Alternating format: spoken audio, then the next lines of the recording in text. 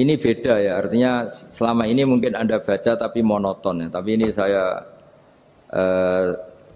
bacakan teks aslinya tentang istilahnya itu mazaya. Mazaya itu kelebihannya Fatihah. Saya baca Arabnya dulu, nanti ini terakhir ijazah. Tadi kan saran-saran umum tentang sosial. Ya, pokoknya jadikan kebaikan itu punya nilai sosial yang baik lah. Jadi nanti orang yang nggak amanah nggak laku. Ya, bupati, gubernur yang nggak amanah juga nggak laku. Begitu juga kiai yang tidak amanah juga nggak laku. Suami yang nggak amanah juga nggak laku. Istri yang nggak amanah juga. Sehingga kebaikan ini jadi nilai sosial yang dalam tanda kutip sudah keniscayaan. Yang diinginkan Allah itu seperti itu. Bukan kebaikan yang dipaksakan karena kekuatan negara. Maksudnya kalau bisa kebaikan itu tidak usah dipaksakan. Memang sudah satu kebutuhan. Kayak cerita-cerita di negara maju itu. Bahkan apapun jatuh itu nggak ada yang ngambil apa itu. Makanya gambarannya Mekah Madinah kan gitu kan. Barang jatuh nggak ada yang berani apa ngambil itu, saking sudah jadi sistem. Sehingga banyak negara di Eropa itu yang sampai nggak punya tentara, nggak punya polisi karena kebaikan itu sudah. Nah kita kan masih capek, polisinya aja capek, apalagi masyarakatnya karena kebaikan itu belum jadi nilai bersama. Nah, kita selain ditopang negara, ada polisi, ada tentara itu kita usahakan kebaikan itu jadi nilai bersama. Tadi wa'tamiru bainakum bima'ruf. Dan kita punya reputasi yang bagus dalam bab ini. Saya masih ingat kecil saya itu yang jilbaban hanya keluarga kiai. Sekarang rata-rata masyarakat itu jilbaban. Dulu yang sekolah SMP, SMA itu jilbaban kadang dulu malah dilarang ya, harus sama seperti itu seragamnya. Sekarang sudah boleh. Dan nyaman. Lama-lama yang dapat simpatik ya yang pakai pakaian model tertutup seperti itu. Lama-lama gamane cara wong golek mantu ya golek yang seperti itu daripada yang blodor. Lama-lama jadi nilai bersama. Ya ingin saya seperti itulah. Di terminal juga sama. Orang mau makan cari warung yang kelihatan ada ayat kursinya, pakai jilbab atau paling enggak dia enggak mungkin lah nyuguhkan yang tiren atau yang haram. Kan ada garansi sosial, ada apa? Ada garansi apa? Sosial dengan penampilan yang soleh itu kan masa iya nyuguhkan oplosan babi gitu misalnya itu. Jadi nilai sosial itu harus benar-benar jadi nilai yang sehingga negara biar gak capek-capek. Polisi juga gak capek kan karena tugasnya corong Jawa mau ngawat-ngawati tok tapi sudah tidak perlu tegang karena kebaikan sudah jadi nilai bersama. Ya, ingat-ingat ya ayatnya tadi wa'tamiru bainakum bima'ruf. Jadi kebaikan itu harus jadi nilai bersama. Iktimar itu menjadi urusan bersama. Makanya kalau kita rapat besar disebut apa? Muktamar. Muktamar itu urusan bersama. Ya tadi imamnya sholat juga menopang Gojek karena enggak lama-lama nopang Grab, nopang Kernet, nopang penjaga Indomaret, penjaga bensin, pom bensin. Lah dia hanya punya waktu 5 menit terus imamnya baca Baqarah kan. Iya imamnya mursyid, mungkin dia tambah lama tambah dapat aplaus dari muhibbinnya, tapi makmumnya dia tambah lama tambah dapat penghormatan dari pecintanya, tapi kitanya wah khusyuk wali kan dia dapat status naik lah, kita yang sudah tidak ikut jadi wali diganggu apa pekerjaannya. Kalau ada imam seperti itu sampai mufarokoh saja, niat ya Allah sampai sini saja saya makmum orang itu, silakan orang itu punya urusan sendiri dengan jenengan ya sudah atau salib saja apa. Nah, itu boleh kalau dalam fikih namanya apa? Mufarokoh. Mufarokoh itu niat. Tapi kamu jangan langsung selonong mufarokoh, niat dulu. Pamit sama Allah bahwa sekarang mau mufarokoh. Ya, tapi ya jadi sholat yang aneh kan, imamnya masih rukuk, kamu terus sujud, terus apa-apa selesai ya. Mungkin dalam pandangan itu orang lain ini maksudnya makmum gimana ini kok begini. Tapi sudahlah Allah Maha tahu. Insya Allah dimaklumi. Ya saya baca tentang Fatihah ya, karena sampean pasti sering baca Fatihah. Supaya sekaligus jadi jimat lah gitu. Jadi kalau kamu sering di jalan-jalan yang mungkin sepi atau mungkin kan tidak semua teman Grab itu nasibnya bagus yang di Semarang Jogja. Mungkin yang di Kalimantan di Papua kan ada yang 10 kilo gak ketemu rumah, ya kan? Ya lihat di TV-TV itu kan kasihan kan. Sudah 10 kilo gak ketemu rumah, penumpangnya kewekar preman tuh kan. Ini makan orang enggak kan gitu. Kan ujiannya dua. Kalau penumpangnya cantik dia kecoba syahwat, kalau preman takut. Jadi orang itu selalu ujian itu. Sing sedengan itu kan jarang orang itu. Jadi kalau penumpangnya perempuan cantik ujiannya itu syahwat, kalau preman ujiannya ketakutan. Kalau orang yang lemah bawa uang ujiannya kamu ingin garong. Jadi hidup itu memang semuanya ujian. Liyabluwakum ayyukum ahsanu amala. Makanya saya sering ditanya oleh teman-teman, Gus, nah ujiannya kenal wong wedok elek piye sama? Kenal wong ayu ujiane syahwat, kenal wong elek ujiane ngenyek, itu sama-sama dosa. Syahwat ya dosa, ngenyek juga dosa. Elek keriting untune metu ya dosa ngomong gitu. Kadang-kadang orang berpikir enak kancanan wong elek gak dosa. Kata siapa kancanan wong elek itu ya dosa karena bawaannya ngenyek. Ngenyek itu menyepelekan itu.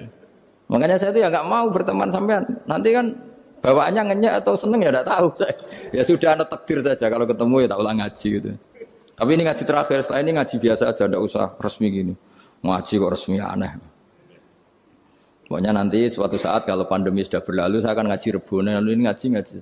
Ini ngaji yang kurang bagus karena ngatur kiai kurang berkah ini. Nanti tapi ya lumayan lah masih mau ngaji. Ngaji kok tanggal ini jam ini. Sekarang suatu saat kamu tak panggil, Mas Wahyu datang ke sini jam ini, tidak mesti bisa. Mungkin pas ada acara apa, maaf ke sini pas ngecek, pas apa. Gitu. Jadi ya sudah tapi tak maafkan, enggak apa-apa. Takdir ya. Tak bacakan supaya sampean tahu keramatnya Bismillah. Nah sebelum saya bacakan Bismillah Fatihah, tak beritahu tentang ilmu tafsirnya karena ini penting sekali. Fatihah itu dawuhnya Allah, tentu itu dawuhnya Allah. Saya ulang lagi, itu kalamullah. Tapi yang sudah diberikan kesampaian ke kita semua. Sehingga seakan-akan itu menjadi dawuhnya kita ke Allah. Jangan salah loh ya. Fatihah itu dawuh Allah, tapi sudah diberikan ke kita. Sehingga posisi kita itu yang punya itu. Nah kenapa ini perlu dijelaskan? Karena nanti ada kalimat iyyaka na'budu wa iyyaka nasta'in. Kalau itu masih kalam Allah, berarti Allah ngomong ke kamu, ngendikan ke kamu, kepadamu aku menyembah. Masa Allah menyembah kamu? Nah, sehingga ilmu tafsir itu menyelesaikan itu dulu ya. Saya ulang lagi ya, sebelum sampean sering baca Fatihah, aku yakin ya sering baca. Tapi barokahnya ndak paham itu ndak pernah janggal. Enggak paham itu ya penting supaya ndak iskal, ndak janggal.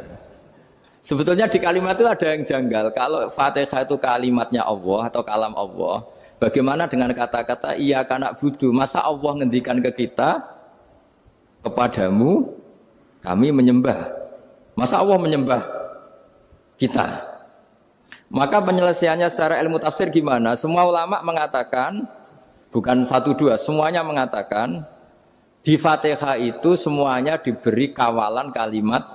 Saya ulang lagi ya, di Fatihah itu semuanya diberi awalan kalimat qulu, katakan wahai hambaku begini. Ya, katakan wahai hambaku begini. Nah, begini ini pelajaran dari Allah yang sudah diberikan ke kita. Terus kita mengatakan bismillahirrahmanirrahim, alhamdulillahirabbil, termasuk kita mengatakan iyyaka na'budu wa iyyaka nasta'in. Jangan bayangkan Allah ngendikan ke kita. Kalau Allah ngendikan kita berarti gini, hei Wahyu, ihdinas siratal mustaqim, tunjukkan saya jalan yang benar. Nah nanti kamu terus, ya Allah, Anda aja minta tolong saya minta tolong siapa kan? Jadi panjang kan? Ya, saya ulang lagi ya. Jadi itu di Ulumul Quran diterangkan gimana? Sebelum baca Fatihah, ya. Fatihah itu kalamullah, ngendikane Allah, tapi yang sudah diajarkan ke kita dan sudah milik kita. Sehingga kalimat itu menjadi milik kita. Tapi ya kalamullah, tetap kalamullah, tapi sudah menjadi milik kita. Sudah paham ya? Ya pinter nah. Ya, karena kalau tanpa penjelasan seperti ini, Anda akan iskal. Bagaimana Allah, iskal itu janggal, bagaimana Allah mengatakan iya karena butuh. Yang jadi aneh ya? Ya, jadi tak jelaskan secara ilmiah ya, jadi kata ulama-ulama tafsir, ayat-ayat Quran seperti ini sebetulnya dimulai dari qulu apa? Meskipun enggak dilafatkan. Itu kan sama dengan qul huwallahu ahad Muhammad, katakan kalau Tuhan itu satu. Ya namanya Quran itu kan kalam Allah, membina nabinya, membina umatnya. Makanya dikatakan atau enggak, di sini tersembunyi kata qulu, katakan. Ya. Jadi ya ibarat apa itu? Kamu ngajari anak kamu lah. Le, panggil jenengan bapak kulo. Itu maksudnya anak itu, kalimat itu kalimat kamu, tapi kamu ajarkan ke anak kamu. Terus anak kamu bilang, Pak jenengan bapak kulo. Nah, ketika kamu mengatakan jenengan, bukan kamu mengatakan jenengan anakku, berarti anakmu itu bapakmu, kan lucu kan? Anak kamu ajari jenengan bapak kulo. Kamu, engkau, bapak saya. Terus anak kamu mengulang, jenengan atau kamu bapak saya. Berarti itu kalimat yang kamu ajarkan, tapi sekarang sudah milik anak kamu. Kalau itu kalimat kamu kan lucu, masa anak kamu bilang bapak. Nah itu seperti itu. Jadi ulama memberi solusi atau jawaban iyyaka na'budu wa iya, itu sebelumnya ada kata-kata qulu, katakan wahai hambaku, hubungan kamu dengan saya adalah katakan iyyaka na'budu wa iyyaka nasta'in. Terus hubungan kamu dengan saya katakan juga dalam doamu ihdinas siratal mustaqim. Jelas ya, jadi itu kalam Allah yang sudah milik kita karena diajarkan Allah untuk kita. Dong ya? Ya dong, gak jelas gak. Tapi bagus gak jelas itu bagus. Kalau kamu jelas gak jadi digrab, jadi gubernur. Min azimi fadliha kasratu asma'iha wa fadail ukhra. Ini cerita dramatisnya surat Al-Fatihah. Qala Abu Hurairah radhiyallahu anhu inna iblisa ranna khina unzilat Al-Fatihah. Jadi iblis itu begitu kesakitan. Ini kitab Abwaabul Farad karangannya Syekh Muhammad Alawi, juga kutipan dari beberapa kitab. Yang jelas beliau sendiri juga ngutip dari beberapa riwayat di beberapa hadis. Halaman 123. Ketika Fatihah turun itu iblis kesakitan. Kayak orang sakit gigi lah, tersiksa sisanya karena turunnya surat apa? Al-Fatihah. Artinya kalau Anda baca Fatihah dijiwai, maka Anda melemahkan setan, melemahkan iblis.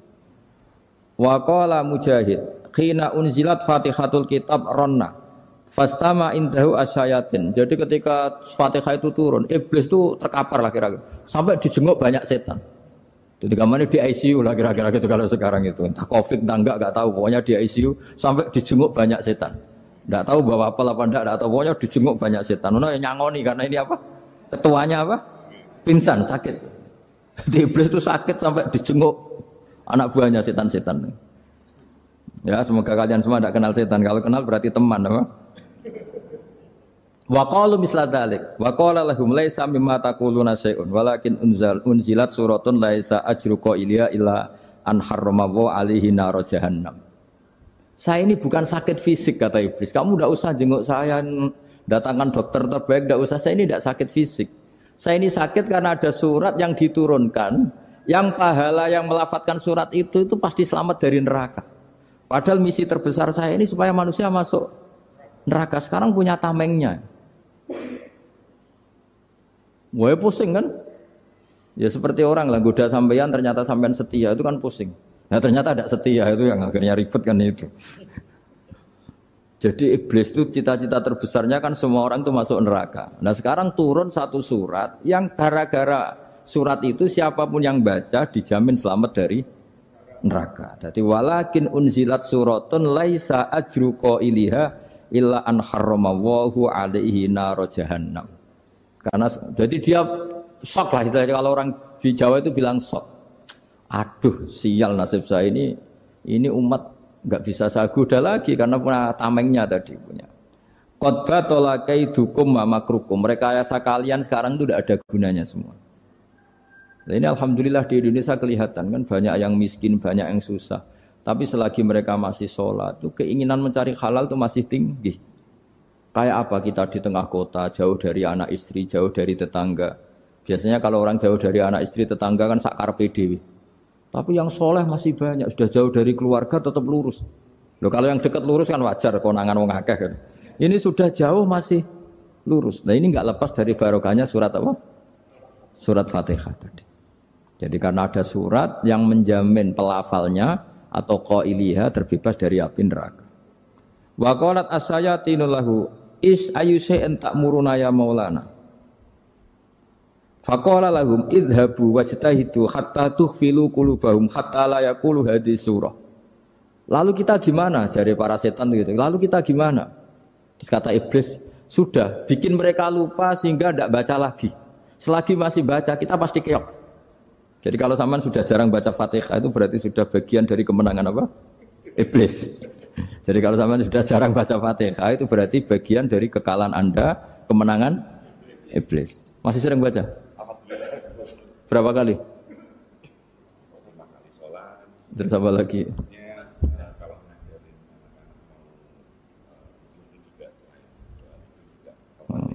Kok 5 kali tok itu? Berarti pas sholat fardu tok itu. Enggak 5 kali itu mendingan itu 17. Kamu itu ngitungnya jangan 5 ini. 5 waktu itu berarti lumayan kan? Berapa? 17 ya? Ya. 17 ya? Ya. 17, tapi kalau makmum tuh sering separuh kan, apalagi makmum tarawih. Ya kan? Makmum tarawih itu bacanya Fatihah ada yang sempurna enggak ya? Ya enggak lah. Baru alhamdulillahirabbil alamin ruku ikut ruku ini gitu. Makmum kan yang tarawih lah, Mas. Kalau tarawih jarang sempurna ya. Fatihahnya itu. Kan imam sudah ruku. Kamu bacanya Fatihah sampai mana? Baru setengah ya. Ya paling pas tarawih aja kan enggak sempurna ya. Apalagi kalau imamnya sing kilat tuh, waduh malah. Nah, ketika Fatihah itu sebegitu keramatnya, sebegitu topnya, itu setan rapat, singkat cerita itu yang tadi dipimpin oleh iblis yang sedang terkapar apa? Terus tali obatnya enggak ada, cuma dia shock karena ada surat yang turun yang melafatkan itu pasti selamat dari apa? Neraka. Nah, ini gimana saran Anda? Terus sarannya adalah bikin orang-orang itu lupa, tidak baca Fatihah. Nah, ini rapatnya iblis. Idzabu wajtahidu hatta tufilu qulubahum hatta la yaqulu hadhihi surah. Kala yuksiru qira'ataha wa la yakunu lahum ajrun wa thawabun bal yakunu lahum adzabun wa iqabun.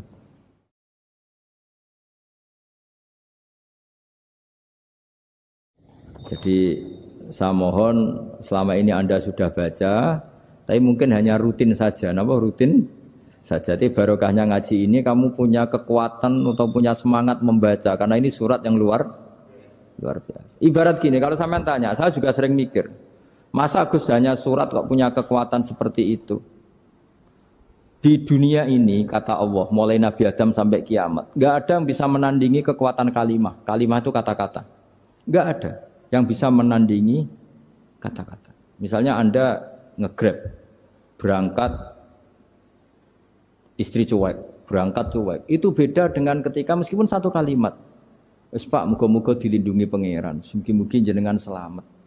Itu menjadi teduh dan semangatnya luar biasa karena kayak mendapat support. Jadi kira-kira kalimat itu hubungannya kita dengan Allah, Fatihah itu seperti itu. Kamu melafadzkan satu kata-kata yang dibenarkan langit bumi, dibenarkan aras, dibenarkan malaikat, dibenarkan semua penghuni di dunia ini. Sehingga itu efeknya luar biasa. Itu seperti gini ya, kamu cerai sama istri, terus nikah lagi katut babon. 10 tahun anak kamu dididik, ibunya benci kamu. Dan memang Anda layak dibenci. Duwidek. Dan sampai nggak pernah manggil kamu Pak. Suatu saat, kamu tentu rindu kan, ingin dipanggil Bapak oleh anak kamu. Suatu saat anak ini manggil kamu Pak E. Itu senengnya bukan main. Hanya sebuah kata-kata. Makanya kadang-kadang orang itu tanya sama kiai, ijazah lafadz ini gunanya apa sih? Itu ijazah-ijazah itu untaian kata-kata. Yang kata-kata ini dibenarkan langit dan bumi dan aras dan para malaikat. Sehingga efeknya itu luar. Nah ibarat seperti itulah. Kamu melafadzkan Fatihah itu melafadzkan kata-kata yang dibenarkan Allah dan Rasul dan semua malaikat, semua penghuni langit. Maka ini efeknya pasti luar. Nah di sini lah orang-orang dulu itu tahu keramatnya itu. Sehingga ketika melawan Belanda, melawan Jepang dulu itu kalimat-kalimat itu menjadi mantra yang luar biasa. Doa yang luar biasa. Tapi di era modern karena orang sudah tidak ngerti itu, dianggap itu mantra, jimat, khurafat, bid'ah, waduh ribet meneh malah. Sebetulnya tidak seperti itu. Memang kata-kata ini kekuatannya luar biasa. Sama kesakitan hati kamu juga karena itu. Ngojek wangilan.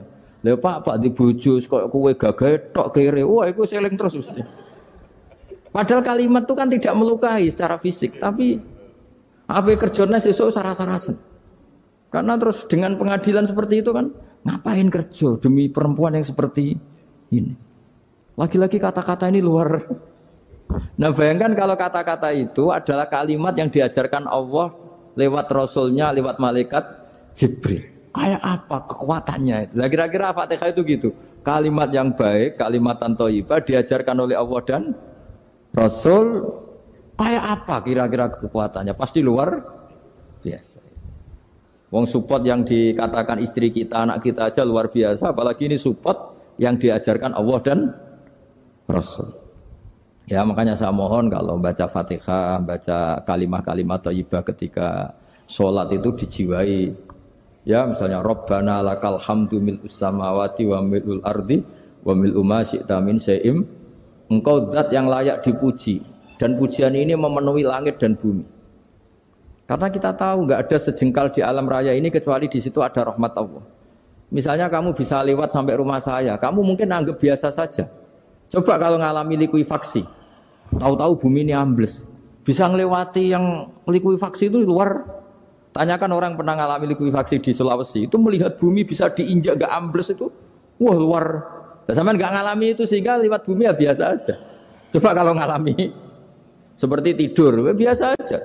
Coba kalau ada gempa, bahwa bumi tenang ini sudah nikmat yang luar biasa. Masa kamu ngakui nikmat nunggu digituin? Ya kan? Nah, makanya baca Fatihah dijiwai lah, bahwa ini kalimat yang luar biasa. Nah, saya teruskan ya.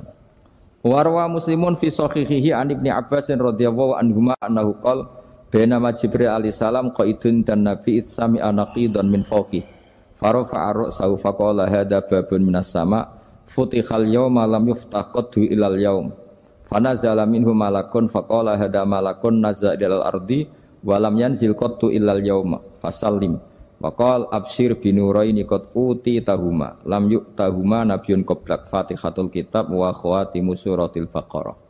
Jadi suatu saat Jibril ini jagongan kira-kira gitu sama Rasulullah. Tahu-tahu langit itu gemuruh. Langit gemuruh kata Jibril terus semuanya ngangkat kepala ke langit. Ini pintu langit baru ini dibuka, yang sebelumnya tidak pernah dibuka seperti ini. Turunlah malaikat, yang malaikat ini pun malaikat spesial, yang enggak malaikat murahan lah kira-kira gitu, yang enggak pernah turun ke bumi kecuali juga saat itu. Dengan penyambutan yang luar biasa, dengan semuanya tidak pernah terjadi. Hanya karena surat Fatihah. Jadi ini surat yang luar biasa, pengawalannya lewat malaikat yang spesial, enggak pernah turun di bumi kecuali saat itu. Penyambutannya juga enggak pernah seperti itu, baru seperti itu. Jadi semuanya itu spesial. Nah, kenapa ini spesial? Karena di situ ada isi puja-puji kepada Allah Subhanahu wa taala. Ada ikrar kita, alhamdulillahirabbil alamin, arrahmanir rahim. Ikrar ini penting. Kalau contoh paling gampang gitulah. Kamu punya istri selama ini cerewet terus.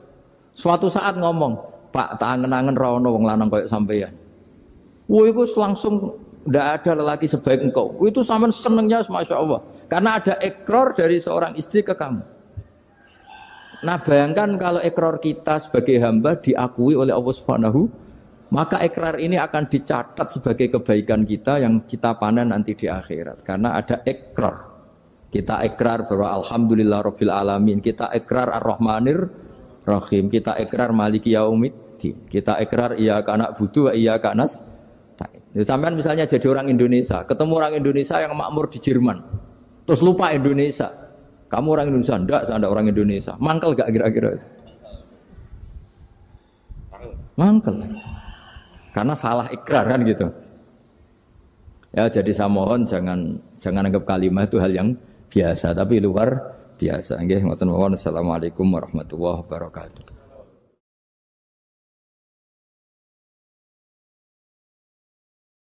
Saya berkali-kali kampanye di mana-mana lah, kampanye dan menganjurkan. Di antara catatan dalam Suhufi Ibrahim wa Musa kan Ada kan di Quran itu yang dinamakan lampiran-lampiran wasiatnya Nabi Ibrahim dan Nabi apa? Musa. Itu diantara catatannya begini. Orang yang punya akal itu adalah orang yang bisa menikmati sesuatu yang baik. Misalnya gini, contoh gampang gini. Kamu punya anak pertama atau punya anak yang masih kecil. Itu gendong tuh senangnya bukan main. Melihat anak sehat tuh senangnya bukan main. Mungkin saat itu banyak orang yang sedang maksiat dengan perempuan nakal atau dengan teman-teman nakalnya. Yang nganggap seperti itu tidak nikmat. Tapi andaikan ini ditimbang ya ditimbang. Yang maksiat tulan, misalnya paling ukuran bahagianya itu 70%. Tapi yang ini, yang nimang anak baru lahir atau masih kecil, corong Jawa ngeloni anak, bisa saja bahagianya itu sampai 100%. Artinya selama ini kesalahan kita adalah nganggap maksiat itu pasti menyenangkan dan taat itu tidak menyenangkan. Makanya saya berkali-kali fatwa. Untuk melawan kenikmatan maksiat, orang harus terbiasa menikmati taat, menikmati kebaikan. Jangan kira kita nimang istri nikmat, nimang anak nikmat, ketemu teman yang lama tidak ketemu juga nikmat. Artinya kita akan melewati berjam-jam untuk jagungan sama teman, sama anak, sama istri. Dan itu harus kamu nikmati. Supaya mengganti tidak berkebutuhan nikmat yang lewat jalur maksiat. Jadi saya mohon sarana-sarana yang menyenangkan itu, yang taat itu kita maksimalkan. Makanya bapak saya itu sering pesen, kowe nak ngaji sing guyon, sing seneng. Nganti wong maksiat itu karena cari kesenangan. Coba kalau kesenangan itu sudah didapatkan saat taat, maka tidak butuh lagi kesenangan yang berbentuk maksiat. Makanya orang-orang wali dulu kalau sudah sholat itu gak bisa berhenti karena merasa nikmat.